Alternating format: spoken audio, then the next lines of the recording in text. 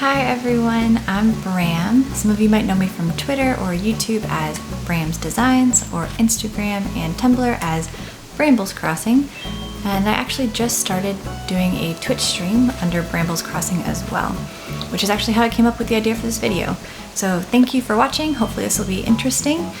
We are going to walk through how to use some of the tools inside the design app. So as I was streaming the other day and taking design requests, I had a lot of people ask questions about the different buttons I was clicking or different tools that I was using to make designing easier. So we're going to do a quick tour of all these tools. So first thing you're going to do is click X, so you can see all the different tools that you have.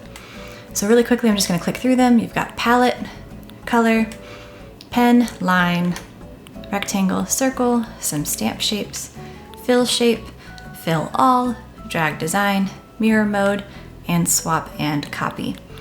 So let's talk first about the palette. So the palette is a bunch of predetermined colors that Nintendo has said they think look good together. I think they do, but I don't often use them. I like to choose my own palette, which you do using this change color. So change color is how you adjust the vividness, the brightness, and the hue of each color. So you can see I've chosen each and every one of these myself in order to make the design look the way I want it to. So let's talk quickly about swap and copy. So down here you've got swap and copy, which you can activate by pressing A, and you can choose which of your views you want to look at. This is not always the fastest, and so you can also click down on the right stick to cycle through your different views. So by clicking on the right stick, you can look at the different pieces of your design. So let's look at the back of our design for a minute. So you can see most of this design is mirrored. That means it's the same on the right as it is on the left. So you can either choose to activate mirror mode by clicking the tool itself, or you can also alternate between on and off using ZR. And you can see the little blue and yellow will show you what is happening while you're mirroring. So if you look, we've got these lovely crossed suspenders, which are really great. But lines are really hard to draw. So especially for things like this, if it's not a straight line left and right or up and down, I'll use the line tool. So the line tool plus the mirror mode will let us create these cute little crossed suspenders. So let's go over the colors that we already have. So if you highlight over a color and press the left and right bumper at the same time, it'll actually dropper whatever color you are over. So this makes it a lot faster than trying to use the bumpers to flip back and forth between your colors. So I'll use that a lot, especially if I'm alternating between things like the shirt or the suspenders, different things like that. So let's just go over some of these lines so you guys can see what they look like. So by pressing A, you start it and you can see it mirrors over that Y-axis. And it'll let you create those really nice, clean lines.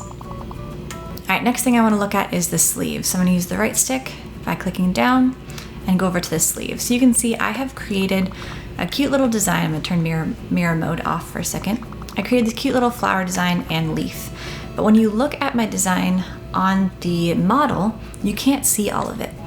So there's this really cool built-in tool called drag design. So with X, we're going to go down to drag design, which is actually going to allow us to shift the thing that we have already created. So by dragging it left and right, you can see it lets you see what it looks like on the model, so we can see when and where we need to scooch it to, so that now it's visible. You can also drag up and down, which is really useful if you make, let's say, the waistline too high or too low and you want to adjust it, or if you're making repeating patterns, you can draw it in the center, slide it over, and then adjust it. Maybe I'll do another video on that as well.